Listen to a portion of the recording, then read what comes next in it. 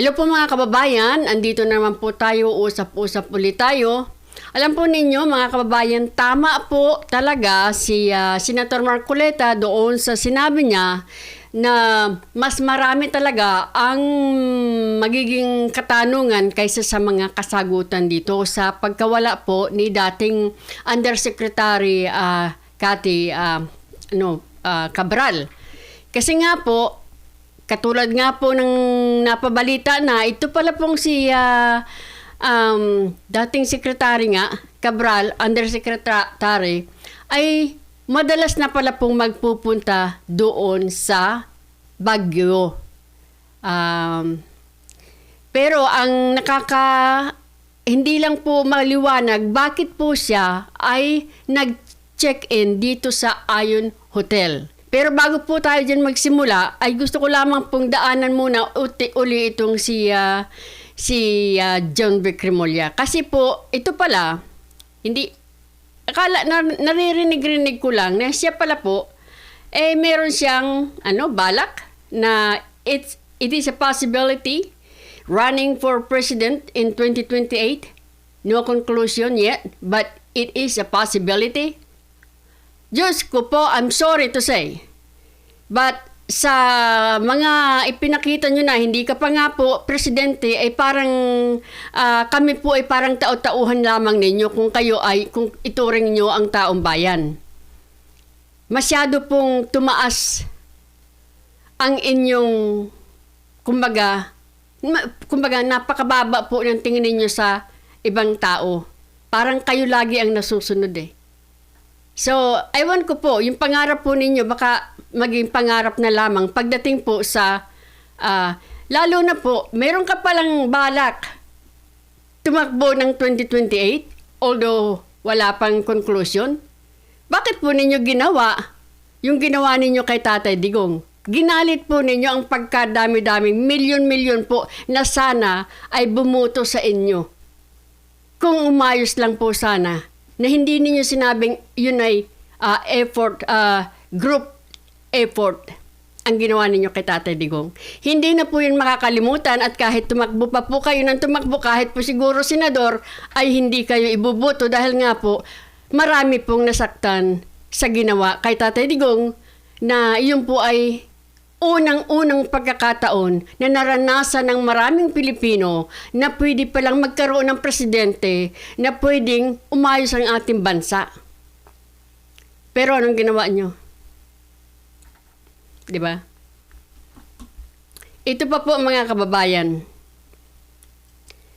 Ang sabi niya pa dito, quote card muna tayo ha. Ang sabi niya mga kababayan dito, sabi niya, ewan ko sino nalimutan ko na kung sino nag-post nito salamat po sa post ha. Parang Alejandrino. Sabi niya dito, tingnan nyo, barangay nyo, wala nang drugs. Ang maganda pa, walang pinatay. Sabi naman dito nung nag-post, out of reality si Remulla, palibhasa, gated community.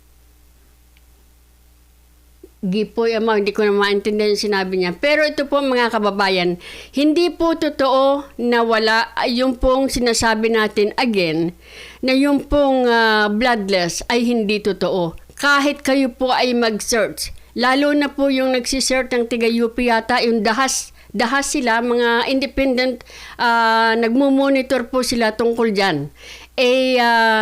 Ang para sa kanila, iba-iba kasi daw po ang pagre-report. Yung iba hindi nire-report, pero sa mga independent po na nagmo-monitor kung may nawawalan ba ng buhay dito sa WOD nila, meron po, kumbaga, parang umaabot na sa 1,000. Hindi po bloodless yan. At kahit po nung bago pa lang, noong DILG Secretary pa lang, itong sino ba yun, yung tumakbo ng senador, yung pinalitan mo, doon pa lang meron ng about 9 na. Siya mismo nagsabi. So, it is impossible po, yung sinasabi ninyo. Ito pa, sabi mo, wala nang, tingnan nyo, sabi niya, barangay nyo, wala nang drugs. Okay?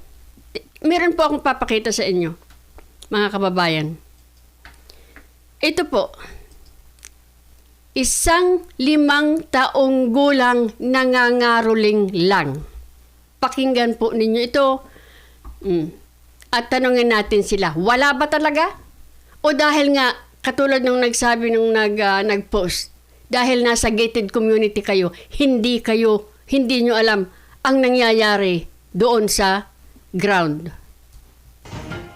Ingat po sa pangangaroling, mga kapuso. Brutal ang sinapit ng isang 5 taong gulang na babae sa isa sa mga pinuntahan niyang bahay sa Santo Tomas sa Batangas. Nawala siya matapos mangaroling at patay ng natagpuan habang nakasilid sa isang sako. Positibo siyang ginahasa ayon sa pulisya. Nasa kote ang 2 suspect at pag-amin ng isa, nakita silang nagdodroga ng bata ng What? mangaroling sa kanilang bahay. Nakatutok si John Ano daw? John Vic, nakita daw na gumagamit. Tuta Exclusive. Pasado alas 10 ng umaga nitong Biyernes nang makuha na ng CCTV ang 5 taong gulang na babae habang nangangaroling sa tapat ng isang bahay sa Santo Tomas, Batangas. Sa kuha naman, isa pang CCTV, makikitang pinapasok ang bata sa bahay ng isang lalaking nakapulang t-shirt. Kinabukasan, natagpuan ang 5 taong gulang na musmos na si Mary Ayabella Villamor na nakasilid sa sako. Wala ng buhay at ayon sa pulisya, positibong ginahasa. Binalikan din ng pulisya ang iba pang kuha ng CCTV sa lugar. May isang kuha pa sa lalaki na kapula na nagpapasok sa bata sa bahay habang hawak ang isang bagong biling sako noong ding Biyernes. Sa kuwang ito pasado alas 12 ng hating gabi nitong Sabado, nahagip ang paggalaw ng mga halaman. Sinasabing ito ang punto kung kailan inihulog ang sako na naglalaman ng labi ng bata. Ito po ay nagsimula noong December 19 kung saan meron pong 5 taong gulang na batang babae na naiulat na nawawala. At noong December 20 nga po, kami po ay naka-receive ng isang ulat sa pagkakadiscobre ng isang... Baka naman, John Vic, kausapin ninyo si Sir. Bakit nagkaroon dyan? Di ba dapat wala ng drug? katawan ng isang batang babae kung saan ito na nga po yung napaulat na nawawala. Nitong Sabado rin, inaresto ang 22 anyos na lalaking nagpapasok sa bata. Gayon din ang 33 anyos na kasabot umano niya sa krimen.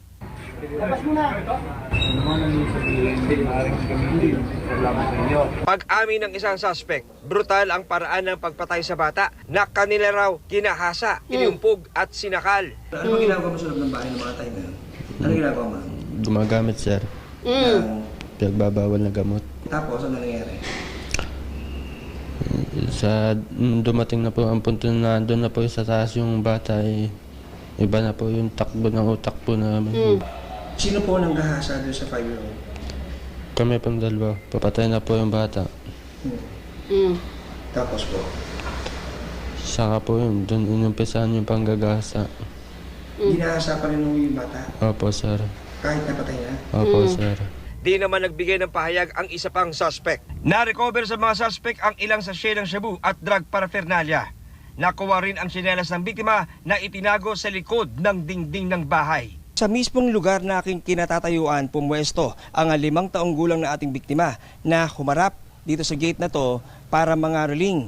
Ang hindi niya alam, ang 2 lalaking nasa loob ng bahay na ito ay meron na palang maitim na balak sa kanya. Napagplanuhan na po namin yun. Na ganito po ang gagawin. Hindi na po namin makakaya yung kuwan ng droga. Kakahiya kayo. Hindi po namin kaya ng kontrolin. Kumbaga po kami wala na po kami sa sarili. Hindi pa rin makapaniwala ang lolo ng biktima. Kaya ang sabi ni Tatay Diggs, huwag niyong subukan, masisira ang buhay niyo. O ayan, hindi lang kasi buhay niyo ang sinira niyo, pati yung 5 taong gulang. Nawala na ang kanyang Kinder 1 na apo. Mahal na mahal mong apo ay ganyan na sasapitin. Kaya hindi ko po masabi ang sakit na nararamdaman ko. Hindi po ako titigil hanggat hindi ko pa makukuha ang katarungan niya. Inihahanda na po namin ang pag-file ng kasong rape with homicide at saka Republic Act 9165 dun po sa mga illegal drugs at illegal paraphernalia na nakuha natin sa mga Anong sabi ni John Verk? Wala na? Pinagluloko nyo naman kami.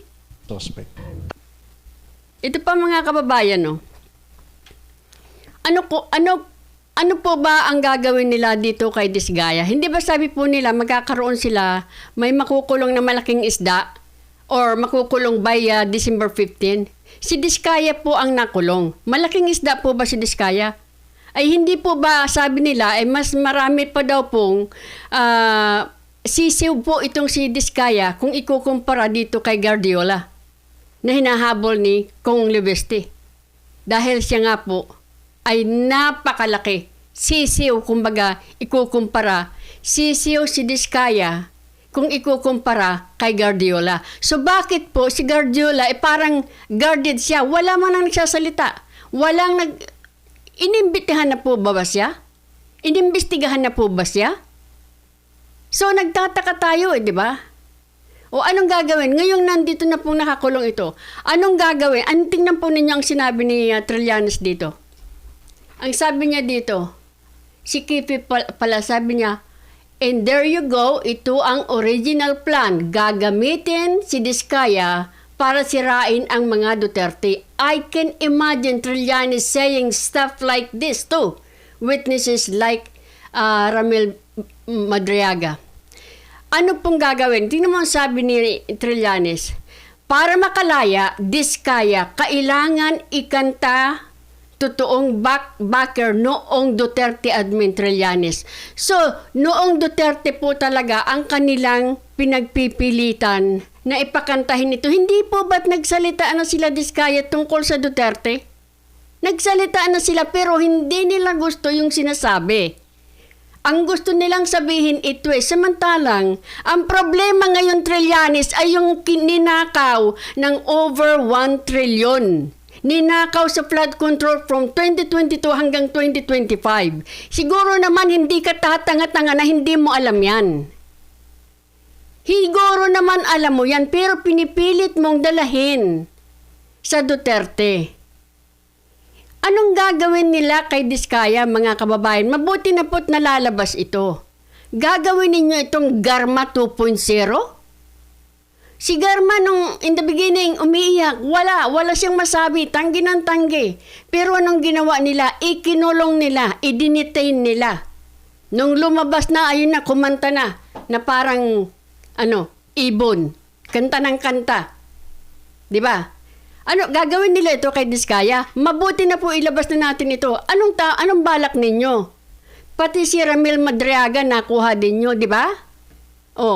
Buti nang ilabas na yan. Buti nang nakita natin. Dahil sinabi niya dito, para makalaya, Disgaya, kailangan ikanta ang totoong backer noong Duterte admin. Masyado ka na, Trillanes.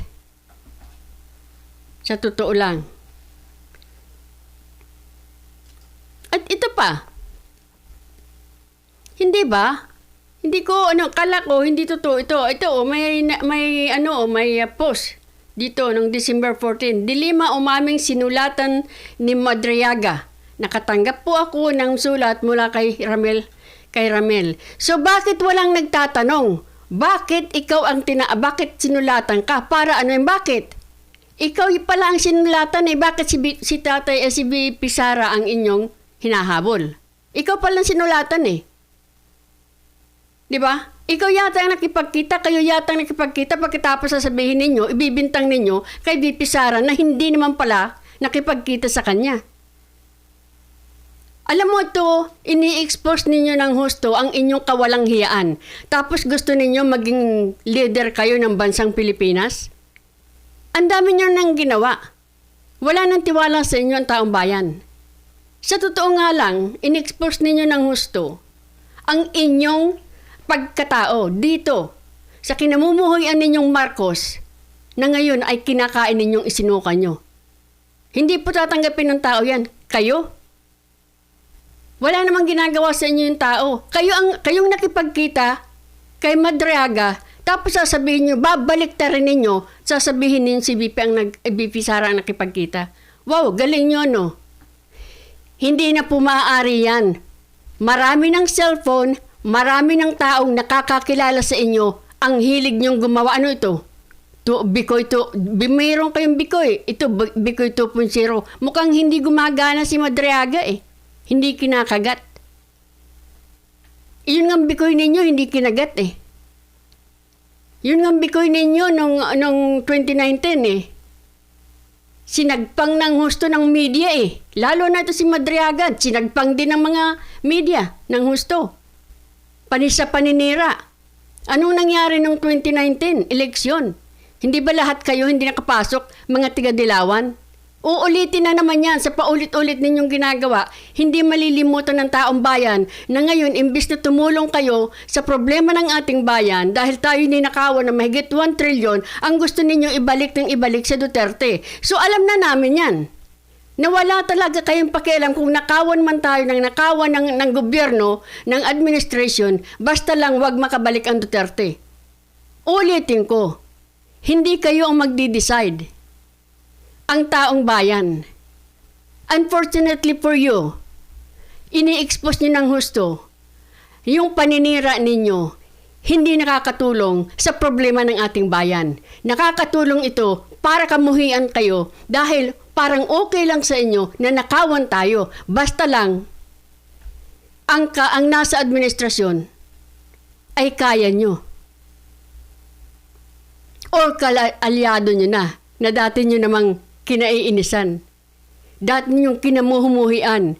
Dati niyong sinasabing never again. Dati niyong sinasabing diktador, human rights violator, killer at lahat. Pero ngayon, ito na. Di ba? Halos halikan ninyo ang paa o ang kanyang tinatapakan. Nakakahiya kayo. Yan ang ini-expose ninyo. Hindi man kayo makakabalik eh. Dahil taong bayan ang magsasabi kung sinong babalik.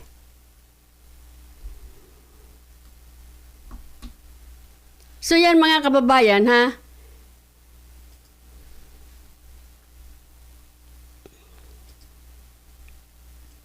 Katulad nito,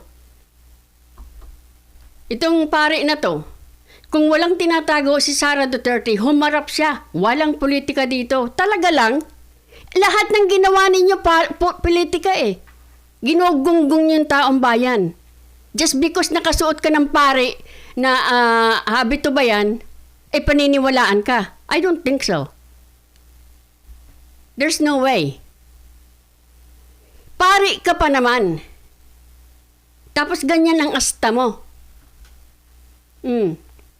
Walang politika dito. Bilang pari ng simbahan, the truth has always been enshrined in the gospel and that is why I'm here. Hindi ka kapani-paniwala. Kung ano ka, Flavie Villanueva. No, magsama kayo ni Reyes.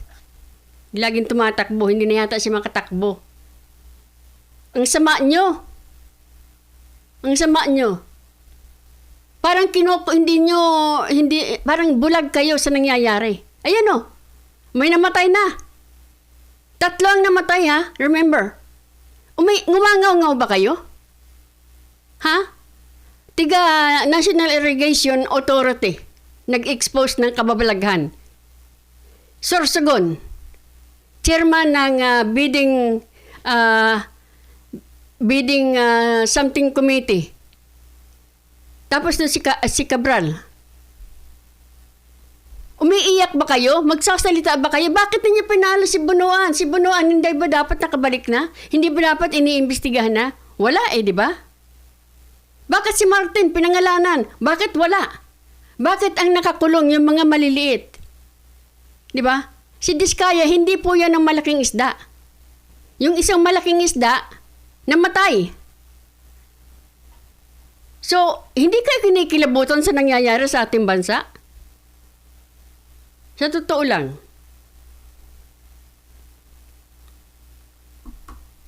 Mayroon din ako karapatan magtanong sa iyo. Katoliko din ako. Pero I don't believe you, Flavio.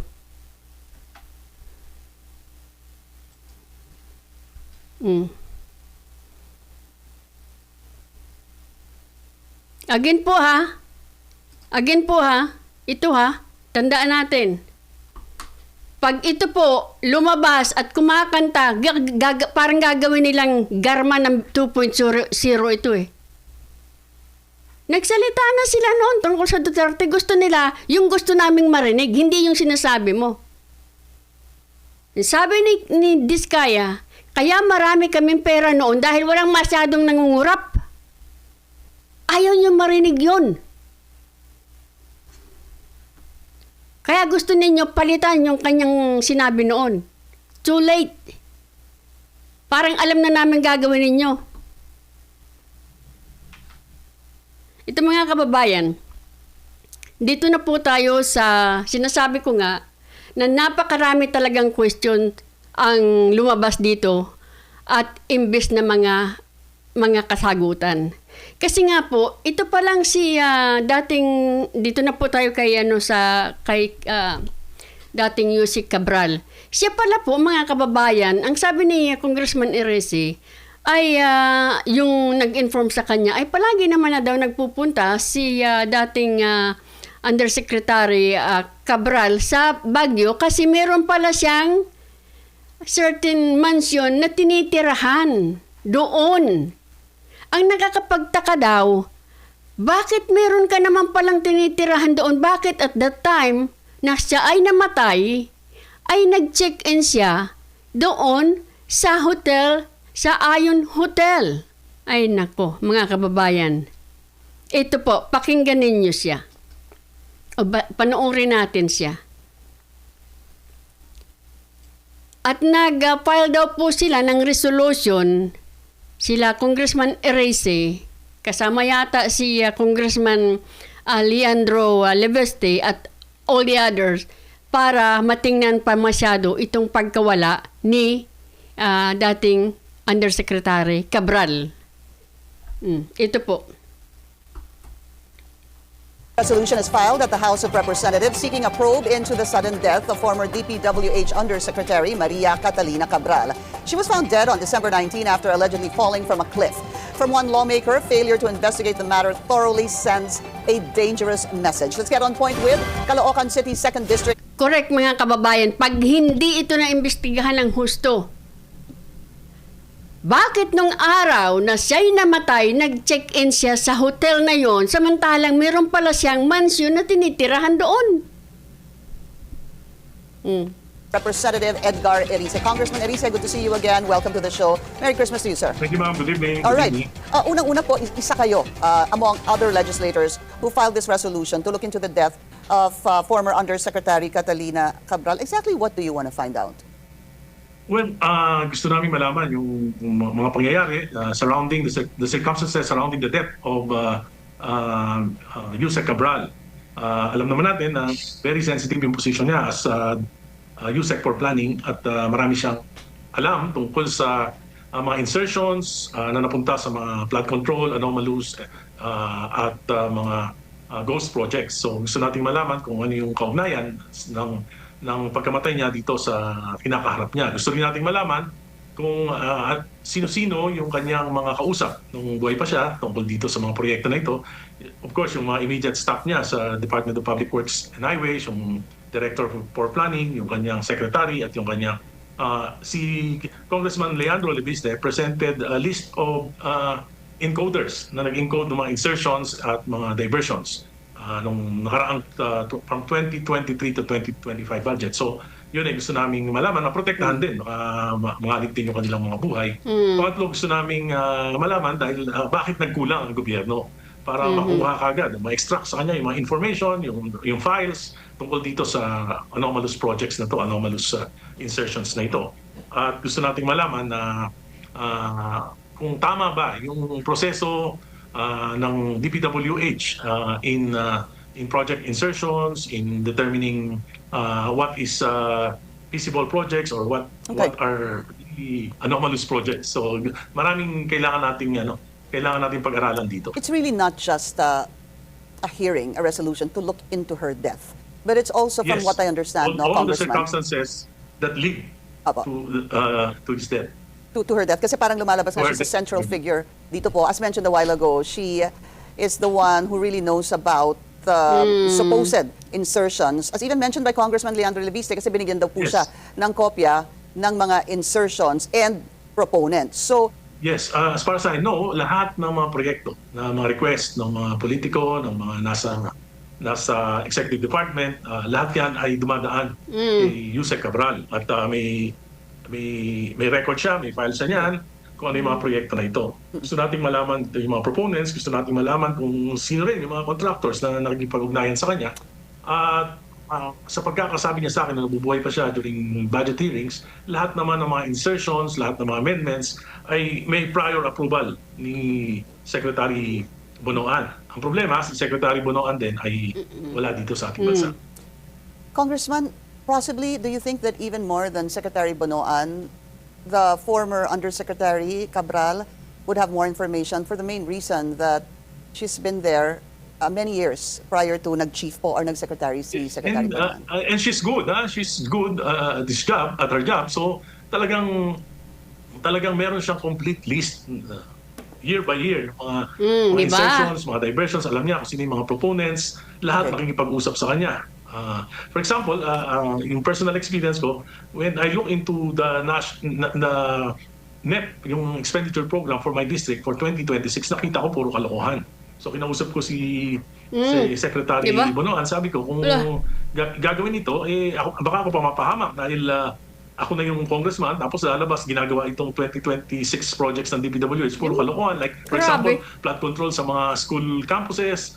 So sabi ko, kailangan baguhin ito, kailangan gumawa ng mga tunay na proyekto. So ginawa namin, nakapag-coordinate kami sa district engineer, tapos dumaan talaga sa proseso. Dumaan kay Yusek Cabral. Siya lahat ang nakakaalam.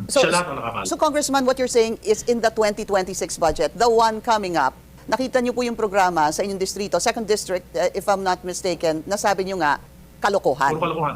Kaya siya po ang inyong kinausap, si Undersecretary Mula Cabral. si Secretary Bonoan, I talked to Secretary Bonoan, then to Yusek Cabral. Kasi, And then, napalitan po yun, yung sinasabi niyong kalokohang mga proyekto. yes. Ang sabi po ni Congressman Leandro Leviste, marami raw na mga pangalan, kumpleto daw yung file at maraming pangalan ng mga congressmen and mga senators. And while we're at it, sir, do you think that in this file, posibleng pati po kayo ay makikita po ang inyong pangalan doon? Hindi po kasi po 2025 insertion siya. Let's talk about the death. The PNP, the Chief PNP and DILG Secretary John Vic Remulla are already saying that it points to suicide. What do you think of that? Or dahil po you together with other lawmakers filed this resolution, do you have any questions about that? Maraming illogical na sagot yung driver. So, iniwanan niya 2 hours, na nagpunta sila ng umaga, bumalik pa sila ng hapon. Kung magpapakamatay ka, bakit doon pa? Yun ang medyo hindi maintindihan. So tumuloy siya sa hotel. Ang balita ko, lagi namang nasa Baguio si Yusek Cabral at may tinitirahan siyang mansion. So maraming dapat pa silang imbestigahan at hindi dapat kaagad na mag-conclude na suicide yan. Pero ako, hindi naman 1980s na ngayon, Pinky, marami ng technology na pwede nating malaman. Yung nangyari, yung insidente, sabi nila, between 3 to 5 p.m., in a sunny and bright day sa Baguio, identified yung exact coordinates ng location. Tingnan mo lang yan sa Google Earth. Sa maraming, meron pang iba pang paraan na makikita yung actual incident. Alam po ba ninyo, kung narinig ko, umabot daw po ng 4 na oras bago po nakuha yung body ni dating Undersecretary Cabral. 4 na oras. Parang yun ang pagkadinig ko. Bakit 4 na oras? Diba? Wala ba talaga tayong equipment na kailangan na umabot ng ganong katagal? Diba? Yung actual image, makikita yan kung gagamitin lang yung Google Earth. So, siguro, bago mag-conclude, si Secretary John Vic Remulla, baka pwede muna silang kumonsulta sa Google Earth. Yeah, Iba pang technological firm na pwedeng humanap ng exact incident na yun. Meron naman timeline, meron exact coordinates. Sabi ko nga, baka maunahan namin sila. Nakakaya naman sila. Oh. What exactly did you mean when you were saying that the Undersecretary Cabral, often visits Baguio and she has a mansion?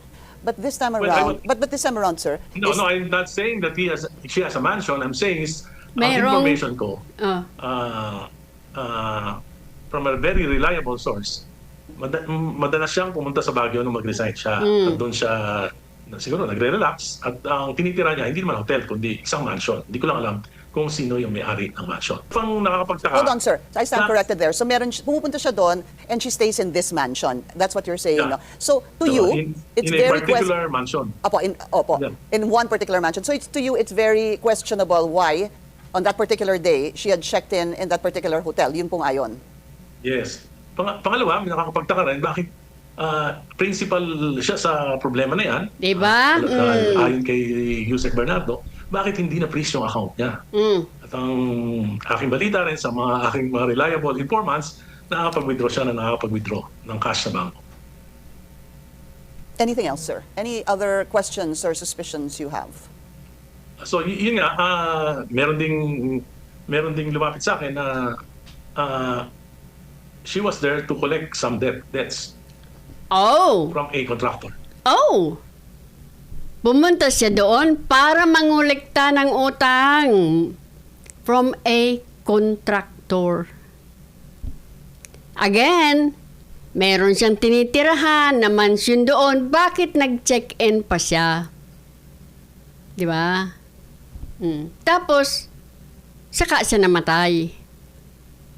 Kaya nga, sabi nga po, mas maraming questions kaysa answers. Kaya nga po, nag-file sila ng resolution para to look into the death of former Undersecretary Cabral. Kasi parang sinolve na nila Di ba? So you're actually saying, from what I'm understanding, is that it seems that she was forced, she was killed? Is that what you're saying? I don't know. No, hindi natin masasabi yun. Kaya nga sinasabi ko, kailangan imbestigahan. Okay. At may maraming tanong, kailangan ng Kongreso ay sagot.